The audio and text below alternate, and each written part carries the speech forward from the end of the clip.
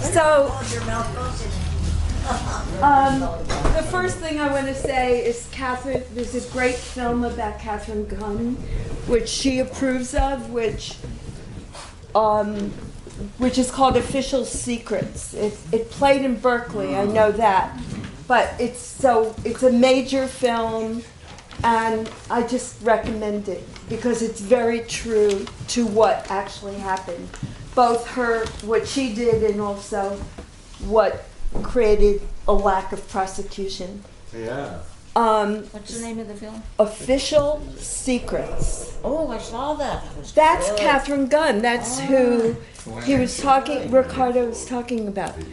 I just think it's worth seeing it. It's something you keep in mind after you've seen it. It's really well done. The second thing I feel like is being left out around journalists, and I'm gonna actually ask someone to help me because I'm generationally disabled, or what is it called? There's another word for it. Generation gap? You got 2 minutes. I don't know how to work my phone. So I don't have the name of the person. But there is a US-born journalist who asked the government if he was on their kill list. Because 6 times drones almost killed him. His name implies that he's a person of color. I think his first name is Abdul. I could not find it, and I apologize for not knowing his name. That's what I was looking for before I got up to speak. And what the court said in the United States, we do not have to reveal U.S. citizens, this is someone born in the U.S., U.S. citizens on the U.S. kill list. That was the decision of the court. And that's a journalist. And to me, that's an incredible, it's just further undermining, right? But I just, something I want you to look up, pass on, just because it's so horrific. Thank you. Can somebody look that up so we can get this guy's name? Yeah. Thank you very much for that. Okay. Yeah. Any other questions, comments? Oh, there's a microphone for those who want to use it. Yeah. My hand is up. Well, She said something first. I said something before. Yeah, I did. I went like that, and I really. Hello. Hello. Well, I had a question. What was your name, please? For you? Cecile. Cecile? Yeah. Oh, Cecile. What is patriarchal about the Nebo Proctor Library? You did say that. We're not really talking about this library. Well, I don't mean the library. We're talking There's about something about the culture that applies here. And I brought that up, and I want to be very clear about that. Go ahead. This is not identity politics, okay? Not at all. I'm not into that. What this is a cultural imperative, in my view. Mm-hmm. And the reason for that is that women and men differ. I think we would agree on that. I do not think that that is a controversial statement. It is a balanced statement, Steve, okay? It is a balanced statement. Is he agreeing with you? Or? But I do think it's very important. And the reason I do is that there are different ways to slice the bologna, or the sausage, if you like. There are different ways to look at things. And I think it's very important that we don't deprive ourselves of the ability to look at things in different lights, okay? We had, for example, a president who was 50% black and 50% white. Why was he called a black president? Why was he not called a white president?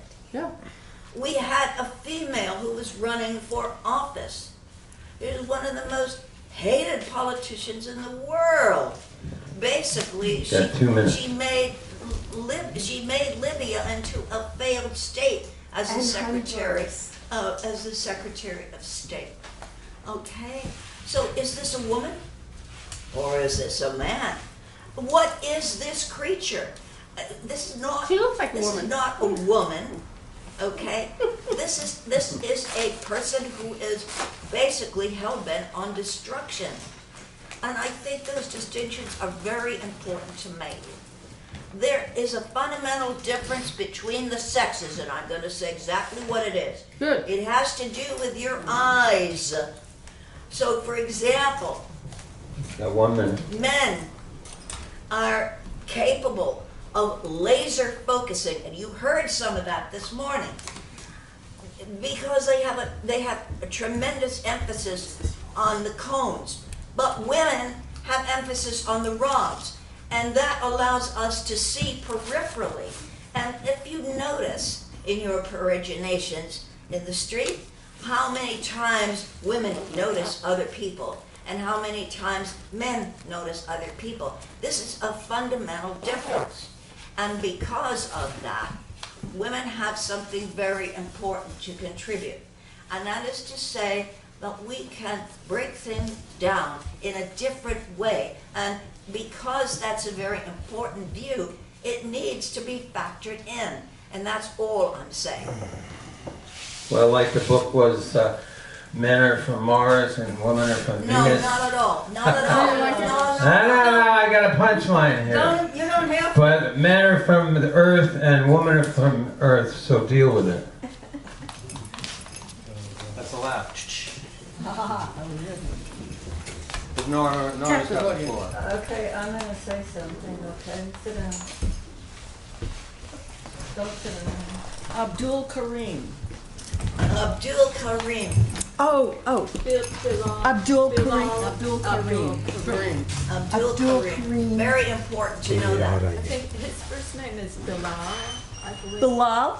Bilal, B-I-L-A. Oh, wait a minute. Oh, it is. I'm sorry, I didn't see that. Yeah, I thought that was. The trouble with, Say it, Bilal. please. Can we B-I-L-A-L. proceed with the Sorry, program, please? Can you spell Oh, it? she wanted to know that. B-I-L-A-L, Bilal. Bilal Abdul Karim. Ready? the trouble is that we have democracy, and that's what's managed to take over the situation. Who owns the democracy is the question, and it's not us. So we need to keep that language together. We need to keep away, you know, I'm sure you can interpolate what I'm saying into activism for today. Calling it, we don't have democracy, we have to take back democracy. Yes, we never had the democracy that bespeaks what we want to say, because the owners have owned it all this time. Very important. Thank you, Norma. Okay. Okay. Anybody else? Comment, question? Yeah, gentlemen? I think it's great that whistleblowers come forward in spite of all the pressure, in spite of all the danger. And it's great to have examples of people who have gotten support from the community and have come through it. The problem in both cases is that the government frequently still wins, because whether the whistleblower is convicted or not, their life is overturned, they're harassed, Yes. and the message is for other people who might consider going that path. Which is why it's always amazing to me that there are still people willing to do that and brave enough to do that, in spite of the harassment they know they'll experience.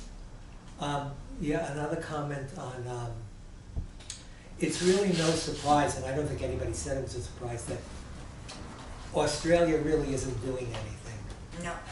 Because the real message is that there's only one sovereign in the world, and its sovereignty extends everywhere, and that the other states are client states who might protest if some of their self-interest is challenged at the time, but it's usually protesting within pretty acceptable parameters.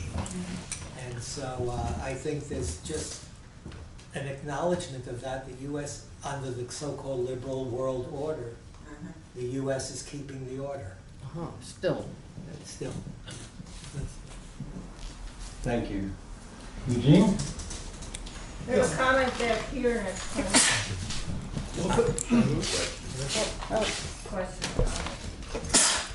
Did you hear me? Okay, I really want to thank the speakers and thank Orion for organizing this. And I do think we need to broaden our perspective.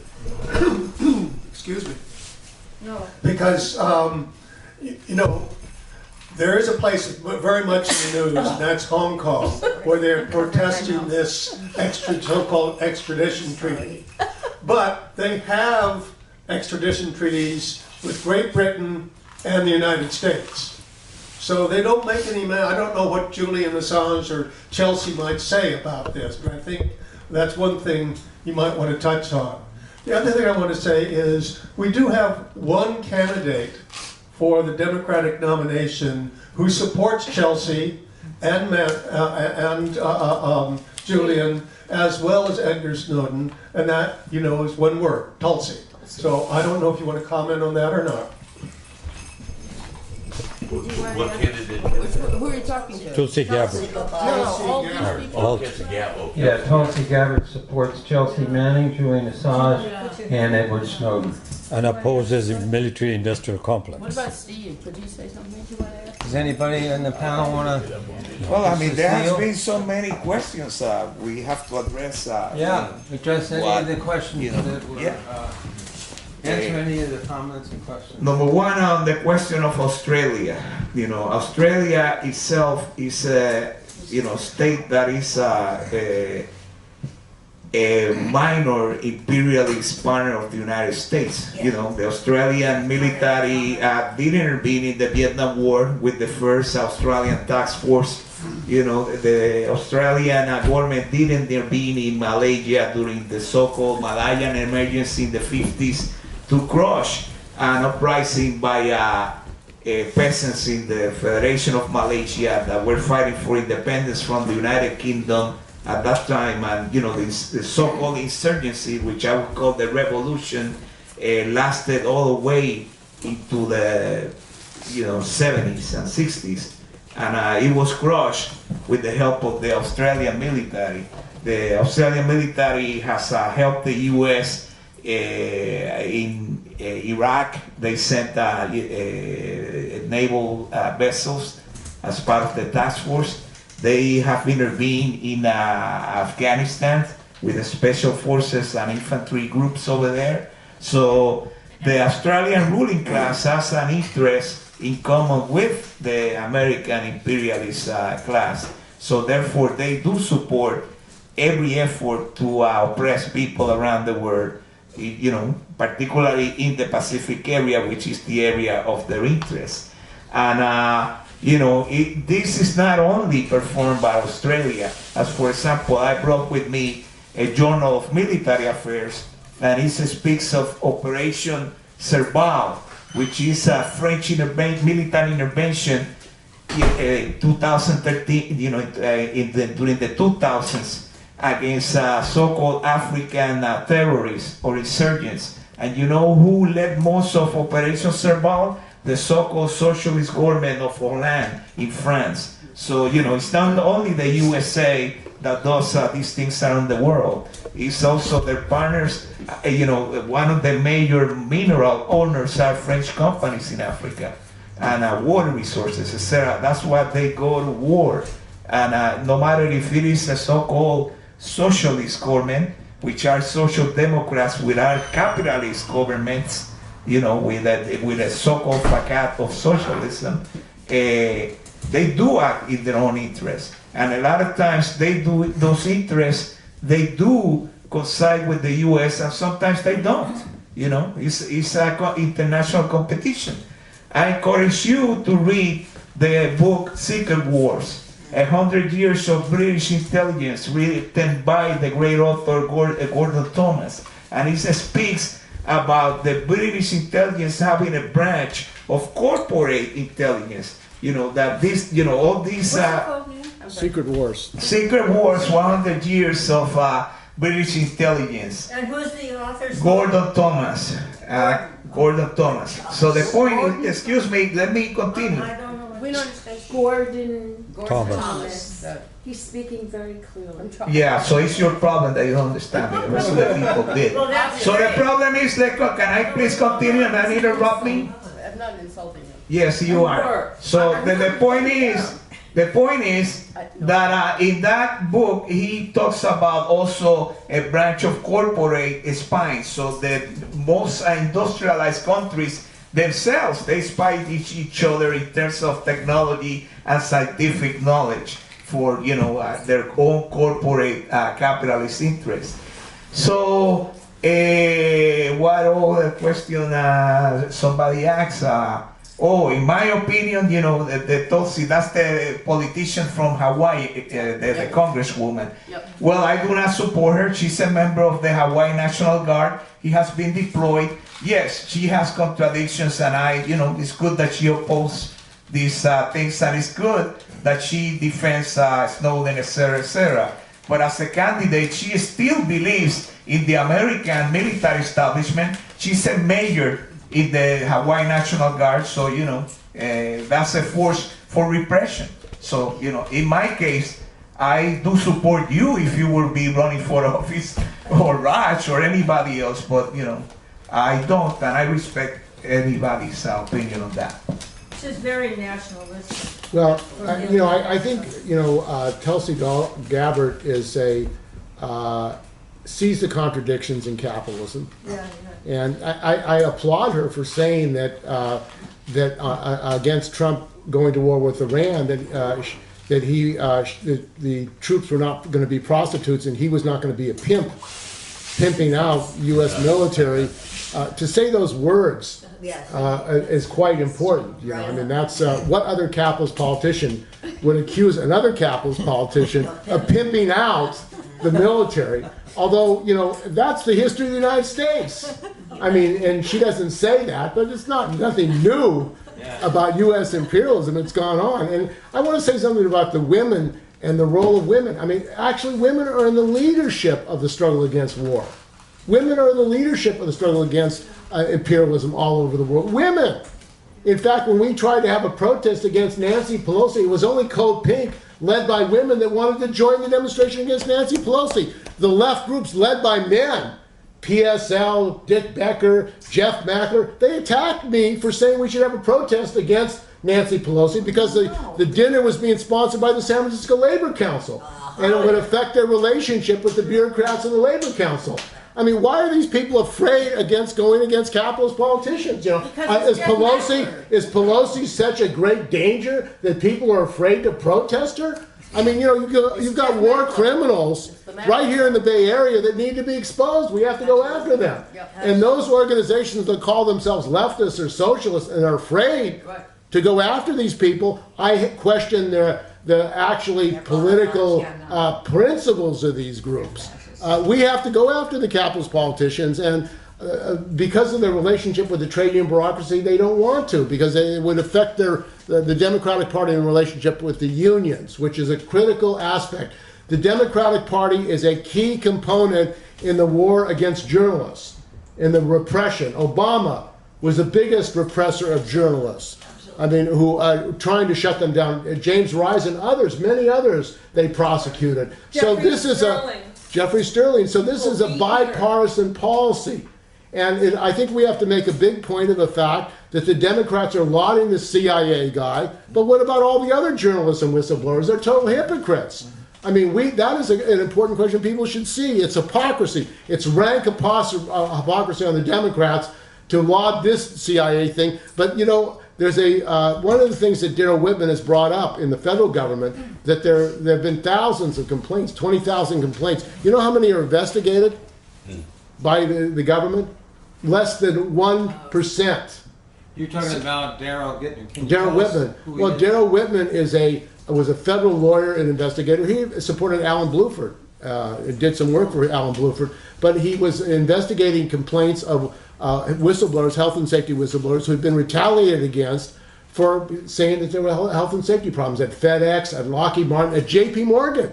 Johnny Burris at J.P. Morgan, who was a advisor, financial advisor, who was being coerced by J.P. Morgan to sell bad securities to retirees. And he said, I'm not going to do that as a financial analyst. And he went to OSHA, and they refused to take up his case. They refused to give him a merit determination. Otherwise, the banks, Wells Fargo is another one he investigated. The fact that they opened up 900,000 fake bank accounts in California. Under the auspices, really, of the Attorney General of California, former Attorney General Kamala Harris. Where was she? Yes, he did. Where was she when these workers were being coerced to fraudulently open up fake bank accounts? Has anybody been prosecuted for that? Eric Holder allowed John Stump, the CEO of Wells Fargo, to leave with $100 million after all this evidence came out that they'd set up fake bank accounts, 2 million fake bank accounts. So we have a thoroughly corrupt system. And one of the things about capitalism we have to look at is the systemic corruption now. The systemic criminality in the capitalist class is overwhelming. And that's why a lot of people voted for Trump, because they said, well, Trump is going to call out the corruption.